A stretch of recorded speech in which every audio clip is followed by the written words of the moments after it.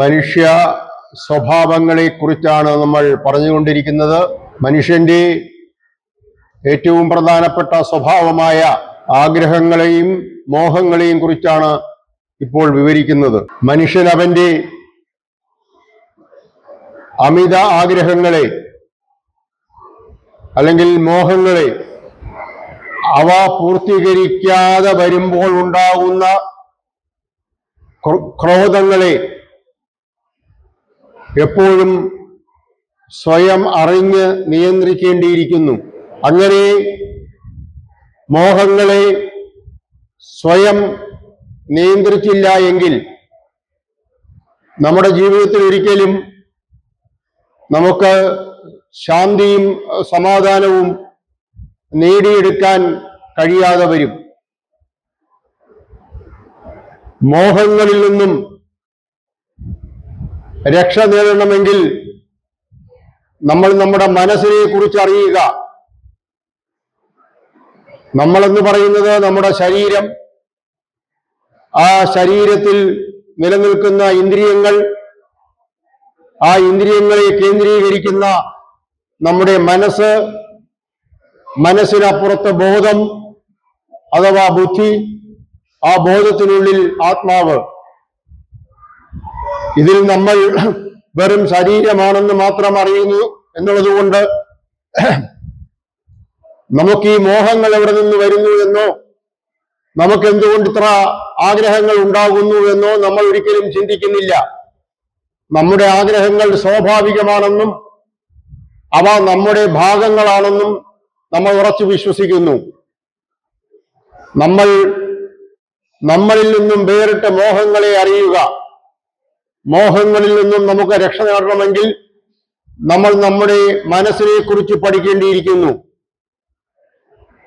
നമ്മുടെ മനസ്സിനെ സൂക്ഷിക്കുക, നമ്മുടെ മനസ്സിനെ കുറിച്ച് അറിയുക, മനസ്സിനെ നിയന്ത്രിക്കാൻ പഠിക്കുക. മനസ്സ് നമ്മെ ധാരാളം കാര്യങ്ങളിൽ സഹായിക്കുന്നു എങ്കിലും അതുപോലെ അത് നമ്മെ വളരെയധികം ബുദ്ധിമുട്ടുകൾ കൊണ്ട് നിറയ്ക്കുന്നു. നമ്മുടെ മനസ്സ് ഒരേ സമയത്ത് നമുക്ക് നന്മയും തിന്മയും ചെയ്യുന്നു. ശരിക്കും പറഞ്ഞാൽ നമ്മളെല്ലാം മാനസിക തലങ്ങളിലാണ് ജീവിക്കുന്നത്. ശരീരം തീർച്ചയായും നമുക്ക് ആവശ്യമാണ്, നമ്മൾ ശരീരത്തിൽ ജീവിക്കുന്നു. അത് കഴിഞ്ഞാൽ പിന്നെ നമ്മൾ മനസ്സിൽ ജീവിക്കുന്നു. അത് കഴിഞ്ഞാലുള്ള ബോധത്തിൽ നമ്മൾ ജീവിക്കുന്നില്ല. ബോധത്തിലേക്ക് നമ്മൾ ഒരിക്കലും പോകുന്നില്ല. നമ്മുടെ സർവ്വജീവിതവും 24 മണിക്കൂറും ഉറക്കത്തിൽ പോലും നമ്മൾ മാനസികമായി ജീവിക്കുന്നു. സ്വപ്നങ്ങൾ കാണുന്നത് മനസ്സുകൊണ്ടാണ്. നമ്മൾ നമ്മുടെ മനസ്സിനെ പഠിക്കേണ്ടിയിരിക്കുന്നു. മനസ്സ് ധാരാളം കൗശലങ്ങൾ നിറഞ്ഞ ഒരു അവയവം എന്ന് പറയാൻ പോലും പറ്റാത്ത ഒരു അവയവമാണ്. മനസ്സെവിടെ ഇരിക്കുന്നു എന്നൊന്നും ആർക്കും കണ്ടുപിടിക്കാൻ പറ്റില്ല. അത് തീർച്ചയായിട്ടും ശിരസ്സുമായി ബന്ധപ്പെട്ടതാണ്. നമ്മുടെ ചിന്തകൾ അവിടെയാണ് കുടികൊള്ളുന്നത്. ആ ചിന്തകൾ കുടികൊള്ളുന്ന മനസ്സിനെ കുറിച്ച് നമ്മളൊന്ന് അറിഞ്ഞിരിക്കണം. മനസ്സിനെ കുറിച്ച് നമ്മൾ വിശദമായി പിന്നീട് ഒരു വിഷയമായി പറയുന്നുണ്ട്. പക്ഷെ ഇപ്പൊ നമ്മൾ ആഗ്രഹത്തെക്കുറിച്ച് പറയുമ്പോൾ, മോഹങ്ങളെ കുറിച്ച് പറയുമ്പോൾ നമ്മൾ മനസ്സിലാക്കുക, നമ്മുടെ മനസ്സാണ് ഇതിന് കാരണം. നമ്മൾ ജീവിക്കുന്നത് മനസ്സുകൊണ്ട് തന്നെയാണ്. മനസ്സ് വേണം. പക്ഷെ മനസ്സ് നമ്മളെ പറ്റിക്കാതിരിക്കാൻ നമ്മൾ അറിയണം. നമ്മുടെ മനസ്സിന്റെ കൗശലങ്ങളെ കുറിച്ച് അറിയണം. ഒരു മോഹം വന്നു, അത് നമ്മൾ വളരെ ബുദ്ധിമുട്ടി നിറവേറ്റി. അതിനു പകരം 2 വന്നു, അത് നിറവേറ്റി. എത്ര നിറവേറിയാലും നമുക്ക് തൃപ്തി വരുന്നില്ല. നമ്മുടെ ആഗ്രഹങ്ങൾക്കൊരിക്കലും അവസാനം വരുന്നില്ല.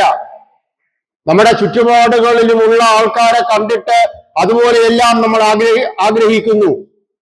അതുപോലെ ആകാൻ നമ്മൾ ശ്രമിക്കുന്നു. കുറെയൊക്കെ നമ്മൾ ആകുന്നു.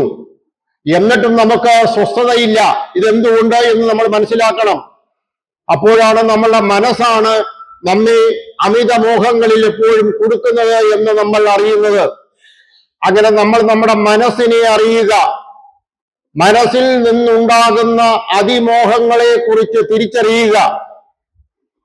നമ്മുടെ മോഹങ്ങളെ കുറിച്ച് നമ്മൾ മനസ്സിലാക്കുക. നമ്മൾ ഒരിക്കലും ചെയ്യാത്ത കാര്യമാണ്. നമ്മൾ അതിനെക്കുറിച്ച് ചിന്തിക്കുക, എന്തിനെനിക്ക് ഇത്തരമൊരു മോഹം, അതിനെക്കുറിച്ച് നമ്മൾ അനലൈസ് ചെയ്യുക, വിശകലനം ചെയ്യുക.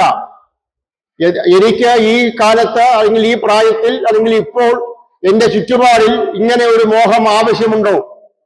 ഇതെന്റെ മനസ്സിന്റെ മോഹമല്ലേ, എന്റേതല്ലല്ലോ, എനിക്കിതിന്റെ ആവശ്യമില്ലല്ലോ. അല്ലെങ്കിൽ ഇത്ര വലിയ മോഹങ്ങൾ എനിക്ക് എന്തിനാണ്? നാട്ടുകാരുടെയും മറ്റു കൂടെയുള്ള ആൾക്കാരുടെയും ജീവിതം കണ്ടിട്ട് അതുപോലെയൊക്കെ ആകാൻ ശ്രമിച്ച് ഞാൻ ഇങ്ങനെ അസ്വസ്ഥനായി ജീവിക്കണമോ എന്ന് നമ്മൾ സ്വയം ചോദിക്കണം.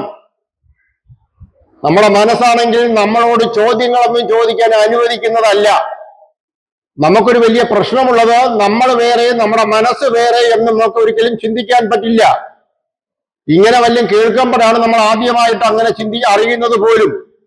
നമ്മുടെ മനസ്സ് നമ്മളല്ലെങ്കിൽ പിന്നെ ആരാണ് എന്ന് നമ്മൾ ചോദിക്കുന്നത്.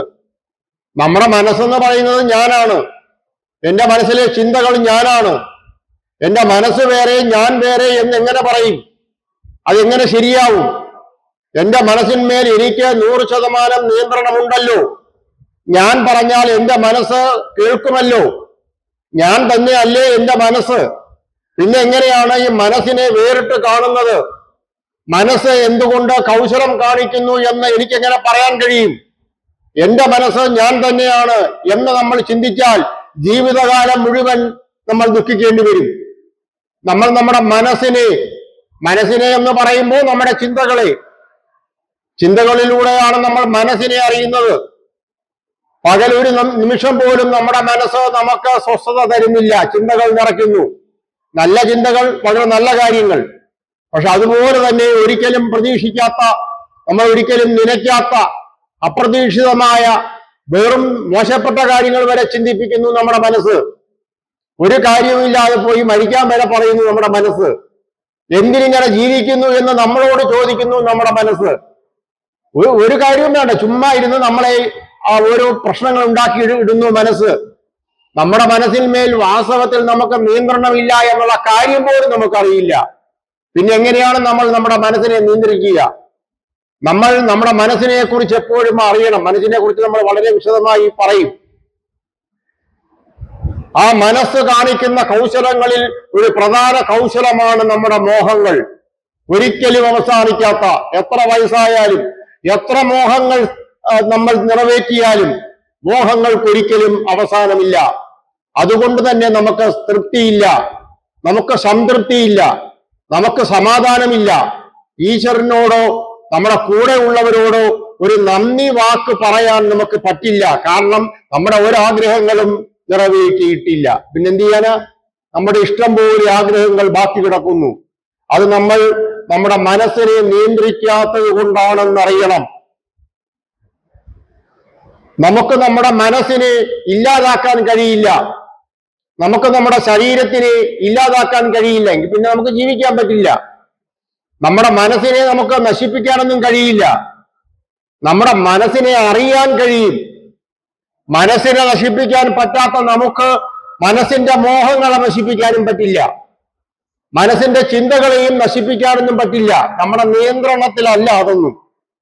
പക്ഷേ നമുക്ക് ചെയ്യാൻ പറ്റുന്നത് നമ്മുടെ മനസ്സിനെ നമുക്ക് നിരീക്ഷിക്കാം. എനിക്കൊരു ചിന്ത വരുമ്പോ അത് നമ്മൾ ചെയ്യാൻ പറ്റുന്ന ഏറ്റവും നല്ല ഒരു മെത്തേഡാണ്. ചുമ്മാ ഇരിക്കുമ്പോൾ എനിക്ക് ചിന്ത വരുന്നു. ആ ചിന്ത വരുമ്പോൾ നമ്മുടെ ചിന്തയെ നമ്മൾ ശ്രദ്ധിക്കുക. അത്ര എളുപ്പമൊന്നുമല്ല. അതിനാണ് ധ്യാനം എന്നൊക്കെ പറയുന്നതും അതേപോലുള്ള ഈ ഏകാന്തവാസവും തപസ്സും എന്നൊക്കെ പറയുന്നതാണ്. അത് എളുപ്പമല്ലെങ്കിലും വാസ്തവത്തിൽ നമുക്ക് ശ്രമിച്ച് നമ്മൾ നടപ്പിലാക്കേണ്ട കാര്യമാണ്. ഈശ്വര നാമജപം അതിന് നമ്മളെ വളരെ സഹായിക്കും. ഈശ്വര സന്നിധാനങ്ങൾ, ആരാധനാ കേന്ദ്രങ്ങൾ, നമ്മുടെ പൂജാമുറിയായാൽ പോലും നമ്മുടെ ചിന്തകളുടെ അളവ് കുറയും. നമ്മളൊരു പൊതു സ്ഥലത്ത് നിൽക്കും പോലെ അല്ല നമ്മളൊരു അമ്പലത്തിലോ പള്ളിയിലോ നിൽക്കുമ്പോൾ. അവിടെ നമ്മുടെ മനസ്സിന് ചെറിയൊരു നിയന്ത്രണം സ്വയം ഉണ്ടാവും.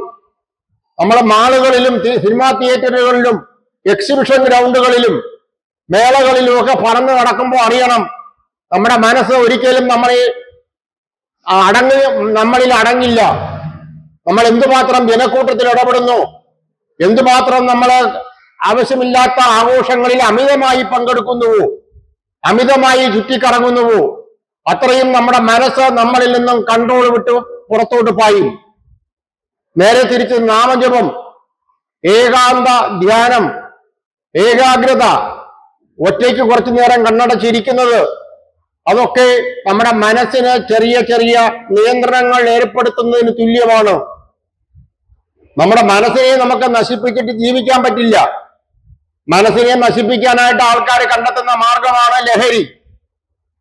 അമിതമായി മദ്യം കഴിച്ചാൽ നമുക്ക് പിന്നെ ബോധമില്ല. ഒരു ചെറിയ ബോധം ഉണ്ടാവും, പക്ഷെ നമ്മൾ ഇപ്പൊ പറയുന്ന ബോധം കാണില്ല.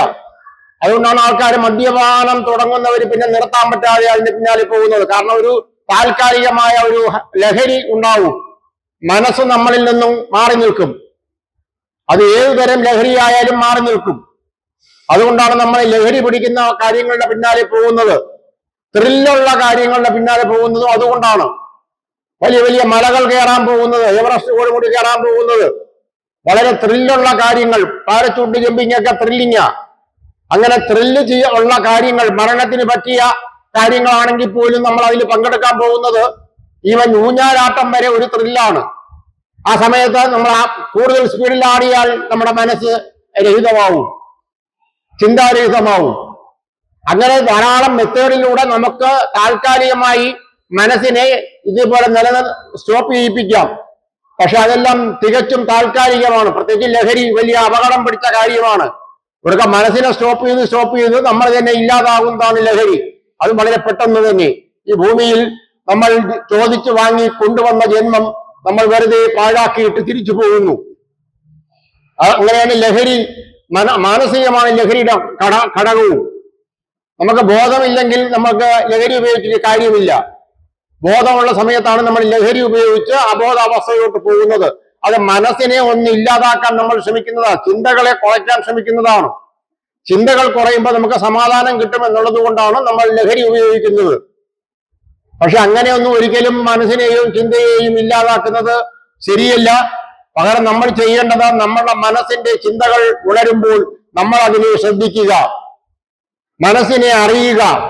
മനസ്സിനെയും മനസ്സ് സൃഷ്ടിക്കുന്ന മോഹങ്ങളെയും അതിന്റെ തൃഷ്ണകളെയും മനസ്സിന്റെ കൗശലങ്ങളെയും കുറിച്ച് എപ്പോഴും മനസ്സിലാക്കാൻ ശ്രമിക്കുക. അതാണ് ഒരേ ഒരു പോംവഴി.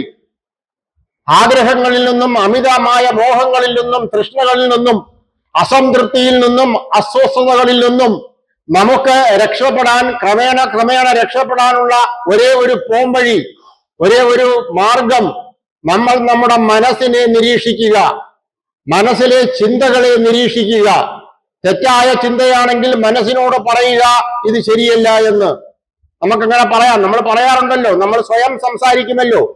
നമുക്ക് എപ്പോഴും നമ്മൾ രണ്ടുപേരായിട്ടാണ് നമ്മൾ പ്രവർത്തിക്കുന്നത് തന്നെ. നമ്മുടെ മനസ്സിലൊരു ചിന്ത വരുമ്പോ നമ്മൾ അത് വേണോ വേണ്ടയോ എന്ന് നമ്മൾ ചിന്തിക്കാറുണ്ട്. പക്ഷെ പലപ്പോഴും സംഭവിക്കുന്നത് നമ്മൾ മനസ്സെന്ത് പറയുന്നോ അത് അങ്ങ് കേൾക്കുകയാണ് ചെയ്യുന്നത്. അങ്ങനെയാണ് എല്ലാ മനുഷ്യരും ഒരേപോലെ നശിക്കുന്നത്, ലോകത്തെല്ലാവരും. അപ്പൊ ആരായാലും, എത്ര വലിയ സയന്റിസ്റ്റ് ആയാലും, എത്ര വലിയ രാഷ്ട്രീയ നേതാവായാലും, എത്ര വലിയ സമ്പന്നനായാലും, മനസ്സ് കേൾക്കുന്നതനുസരിച്ച് ജീവിച്ചാണ് അവരെല്ലാം അവസാനിക്കുന്നത്. നമ്മളെല്ലാം അങ്ങനെയാണ്. പക്ഷെ മനസ്സ് പറയുന്നത് അതേപടി എല്ലാം കേൾക്കാതിരിക്കുക. മനസ്സിന്റെ മോഹങ്ങൾ വരുമ്പോൾ നമ്മൾ പറയുക ഈ മോഹം നമുക്ക് പറ്റിയതല്ല, അത് വേണ്ടെന്ന് വെക്കൂ എന്ന് പറഞ്ഞാൽ ആദ്യം മനസ്സ് കേൾക്കില്ല. പക്ഷെ ക്രമേണ നമ്മുടെ മനസ്സ് അമിത മോഹങ്ങളിൽ നിന്നും മോചിതമായി തീരും. നമ്മൾ നമ്മുടെ മനസ്സിനെ നിയന്ത്രിക്കണം. മനസ്സിനെ കുറിച്ച് നമ്മൾ വളരെയധികം പഠിക്കേണ്ടതുണ്ട്, മനസ്സിലാക്കേണ്ടതുണ്ട്. ഇവിടെ അത് എല്ലാം പറയാൻ പറ്റിയ സമയമല്ല. നമ്മളിവിടെ എന്ത് നേടാൻ ശ്രമിച്ചാലും, നേടിയത് തന്നെ നമുക്കറിയാലോ, എന്ത് നേടാൻ ശ്രമിച്ചാലും അതെല്ലാം ക്ഷണികമാണ്, അതെല്ലാം താൽക്കാലികമാണ്. ഞാനൊരു നേട്ടം നേടിക്കഴിഞ്ഞാൽ എനിക്ക് വേറെ ഒരു നേട്ടത്തിന്റെ പിന്നാലെ ഓടാൻ സമയമായി എന്നർത്ഥം. അത് നേടിയാലോ അതിനേക്കാൾ വലിയ ബുദ്ധിമുട്ടുള്ള വേറൊരു നേട്ടത്തിന്റെ പിന്നാലെ എനിക്ക് ഓടണം. അതുകൊണ്ട് നേട്ടങ്ങളെല്ലാം ക്ഷണഭങ്കുരമാണ്, ക്ഷണികമാണ്, താൽക്കാലികമാണെന്ന് നമ്മൾ മനസ്സിലാക്കുക. നമ്മുടെ മോഹങ്ങൾ, നമ്മുടെ തൃഷ്ണകൾ നമ്മെ നശിപ്പിക്കുന്നു എന്ന് നമ്മൾ അറിയുക. അങ്ങനെ നമ്മൾ സ്വയം നമ്മൾ മോഹിതരാണെന്നും മോഹം നമ്മുടെ ജീവിതത്തിനെ നശിപ്പിക്കുമെന്നും അത് നമുക്ക് ഗുണം ചെയ്യില്ല എന്നും മനസ്സിലാക്കി കഴിഞ്ഞാൽ നമുക്ക് ക്രമേണ മോഹങ്ങളുടെ എണ്ണം കുറഞ്ഞ് ഒരു പ്രത്യേക പ്രായം എത്തുമ്പോൾ കുറെ ആഗ്രഹങ്ങൾ ഉണ്ടാവും, അത് വേണം. ആ ആഗ്രഹങ്ങളൊക്കെ ഏകദേശം നിറവേറ്റി കഴിയുമ്പോൾ നമുക്ക് പിന്നെ ആഗ്രഹങ്ങൾ പോലും ഇല്ലാത്ത ഒരു ശാശ്വത സമാധാനം ഉള്ള ഒരു ജീവിതം നയിക്കാൻ കഴിയും, ഈ പ്രായം കൂടിയാലെങ്കിലും. പക്ഷെ ഇപ്പോഴത്തെ അവസ്ഥ 95 വയസ്സുകാരനും മോഹത്തിനൊന്നും ഒരു കുറവും ഉണ്ടാവില്ല. കാരണം മോഹരഹിതൻ ആകണമെന്ന് പോലും അവർ അറിയുന്നില്ല.